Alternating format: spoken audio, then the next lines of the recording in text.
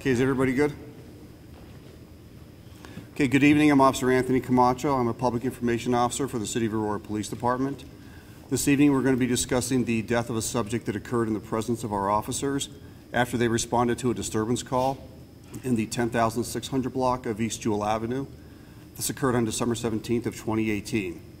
Speaking tonight will be the Chief of Police, Chief Metz, as well as the District Attorney, George Brockler. We do want to caution you up front, we have limited information to give, and we please ask that you hold your questions until we're done. Chief.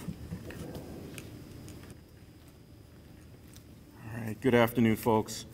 First of all, I just want to thank all of you for coming all the way out here. We know this was a long drive, and we appreciate you accommodating us on this. We have a lot of different events that are going on here, and this worked out for the best in what we needed to take care of, so thank you again. As was just said, we are here to talk about the death of a member of our community. Obviously, this is a very important and serious issue that we want to make sure that we are providing the highest quality investigation and transparency.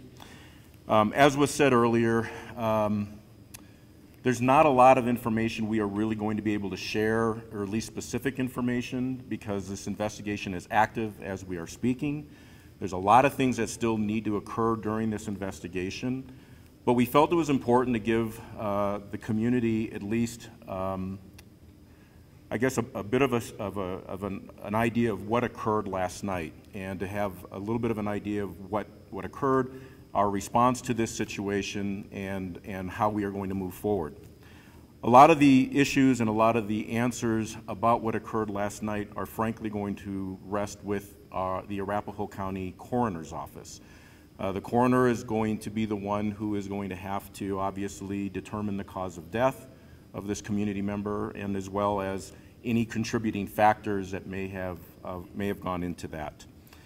So I wanted to make sure that I get that out right from the beginning, and also understand that anything that we say right now is subject to change, again, because of the fact that this is such a complex investigation and it is active. As was said, we had officers respond to the 10600 block of East Jewell last night at approximately 6:14 p.m. They were responding to a family disturbance call. There were 3 officers that were initially dispatched to the call, 1 male officer and 2 female officers. Upon their approach to the apartment, the officers could hear a great deal of screaming. This is, and I should back up here a little bit, each of the officers had their body-worn cameras on, and I have personally been able to view the body cam footage, and so what I'm relaying to you right now is what I viewed personally from those body cameras. So on their approach, they could hear screaming. You can hear screaming on the body cam footage, and you can hear someone yelling for help, and you see a woman standing outside the door of the apartment pointing inside. As officers went inside, there was a large African-American male who was violently choking another male in the apartment. There were several other people in the apartment, including several small children. The officers immediately gave orders to the man to stop choking the other man. He refused, and at one point during this exchange, officers activated and initiated the use of the taser. The tasers had absolutely no impact on this man. The man then immediately rushed at the officers, tackling 1 or 2 of them at the same time, and then as this was happening, the fight then went outside. And it was outside the apartment door where the 3 officers and this man were involved in a very violent fight. During this entire fight, you can hear the officers giving the man orders to stop resisting, to comply, to get on the ground. There were, again, several attempts with tasers, several attempts with our batons, and just use of the hands to get this man to comply and to get him on the ground. And again, there was no impact as far as getting this man to stop being violent. At one point, the man actually grabbed a baton that one of the officers was holding. This would be the male officer. The male officer and the man were then basically in kind of a tug-of-war for this baton. There were several orders to the man to let go of the baton. He refused. Again, less lethal tactics were used. Those, again, had no impact on the man. At one point, the man was able to actually start choking the male officer. He was actually choking him. They were face-to-face, and he was actually choking the officer while they were struggling there. And again, less lethal tactics were used without much effect. This fight went on for several minutes, and I got to tell you folks, I've been in this job for 35 years, seen a lot of stuff, and this was one of the most violent altercations I have seen in my career. You can imagine this, like as I said, was getting ready to say, this fight lasted, went on at least just with those three for almost 7 minutes. That is a long time for folks to be fighting. At one point during this fight, one of the officers was at least able to ask for help, and at that point, officers from throughout the city responded. One of the things to keep in mind is that officers, the cover officers or responding officers who were responding to that call for help, they didn't just arrive within 30 seconds. It took a few minutes for them to get there. And so again, while this is all happening, these officers are still trying to gain compliance and gain control of this man. The entire time while this man is fighting with our officers, neighbors as well as family members can be heard yelling at him to stop resisting and to comply, and he refused to do as he was instructed by them as well.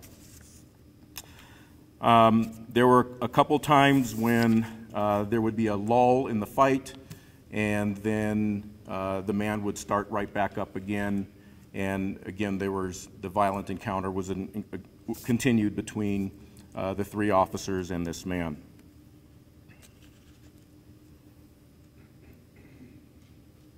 At one point, as officers began arriving, they were able to get the man on the ground.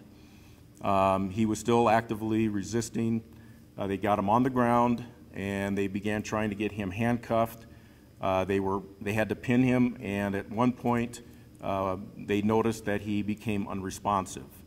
When they noticed that he had become unresponsive, they initiated CPR, and at that point, Aurora Fire was called, and Aurora Fire quickly arrived and continued treating the patient. The patient was transported to the hospital, and it was pronounced deceased upon arrival. Well, excuse me, I'll back up here. The officers, again, that were involved in this was, one was a male officer. He's been on the department since June of 2017. The other was a female officer. She is a lateral officer and has been with the Aurora Police Department since February of 2016. And the other is another female officer who has been on the department since June of 2017.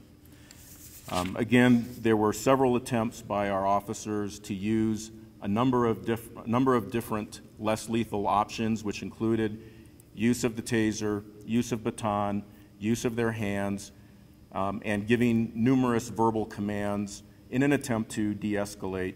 And again, nothing was having an effect on this man. And so again, this resulted in a very prolonged violent fight. At this point, before we go into questions, I'm going to go ahead and turn it over to District Attorney Brockler, and then we will answer any questions that you might have. Yeah, thanks, Chief. Thanks. Just for those back there transcribing this, my name's George Brockler. I'm B-R-A-U-C-H-L-E-R. I'm the District Attorney for the 18th Judicial District, which includes Arapahoe County and the portion of Aurora where this thing occurred. We became involved in this when I got a phone call last night from Chief Metz, and I want to say, and I commend the Chief and Aurora for this, there's no obligation under the law for there to be a call out of other agencies, including even our office, to investigate things that take place that result in the death of anyone in the community. The change in the law that we had in the Colorado Revised Statutes a couple years ago applies only to officer-involved shootings. Nonetheless, the chief said, this is one that I think really just in the name of transparency and being able to be responsive to the community, picked up the phone and called and said, can we please treat this like an officer-involved shooting? And we did that. They called out Denver detectives who have already started the process of participating and leading this investigation. Our office has been involved. At this point, the things that remain unknown are important things to get answers to before more information is given to the public. So, for instance, there's an autopsy. We've got to get a coroner's report back. We've got to get toxicological reports back. I've seen this body cam. It is not anything that I have seen before, and I've only been doing this 24 years because I'm significantly younger than Chief Metz.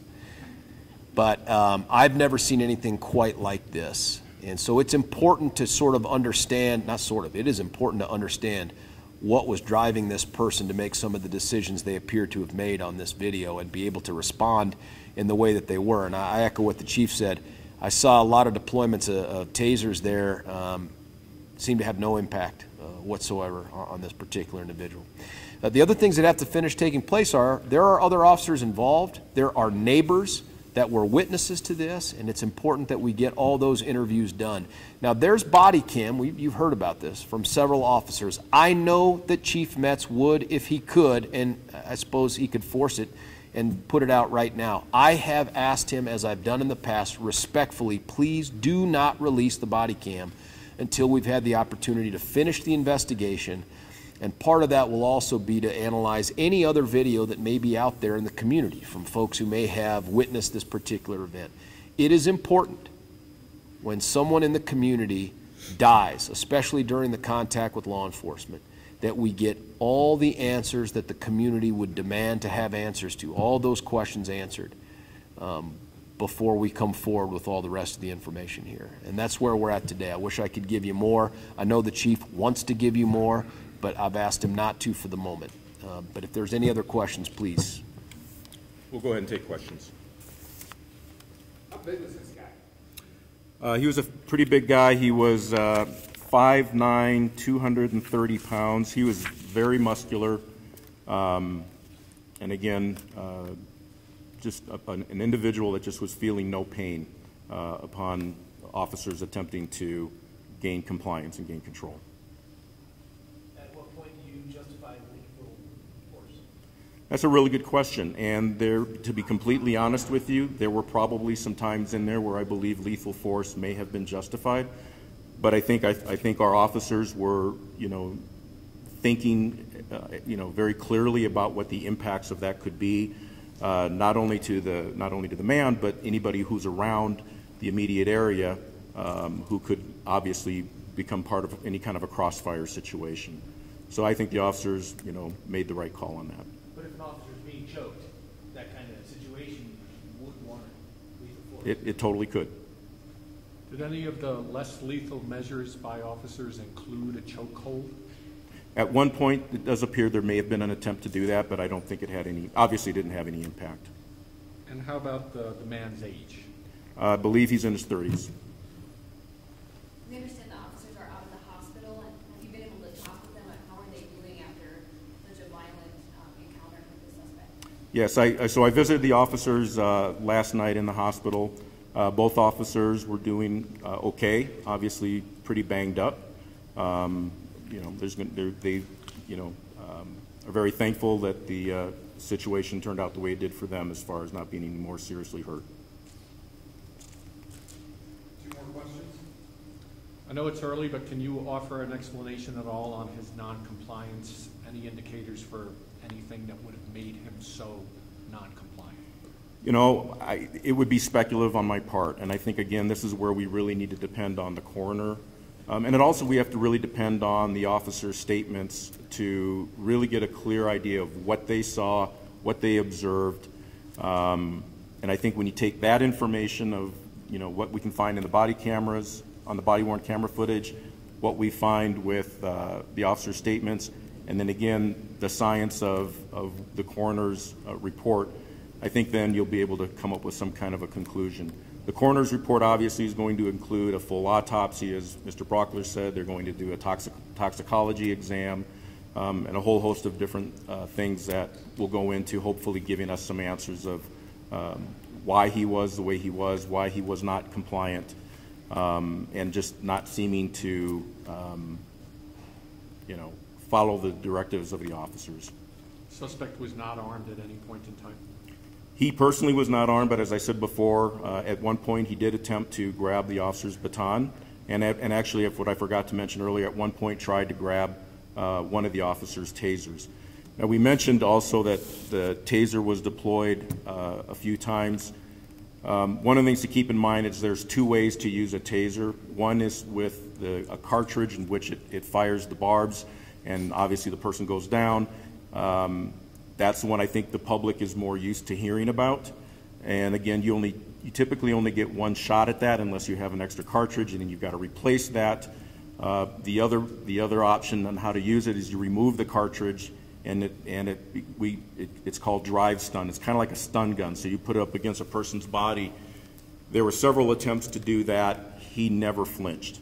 When he was struck with the baton, he just looked at the officers. I mean, it just, again, just almost no recognition of any pain that he was receiving. Any additional charges or anything against people that were in the apartment at the time? No. The folks that were in the apartment were very cooperative. They've been cooperative throughout the investigation. Our victim advocates have been working with the family and making sure that they're getting whatever assistance they may need. Chief, the gender on the folks who went to the hospital, the officers, was it the two females or male-female? One male officer went to the hospital and one female officer went to the hospital. Okay. All right. Thank you, folks. Thank you very much. We will put out an updated press release later on this evening. Thank you.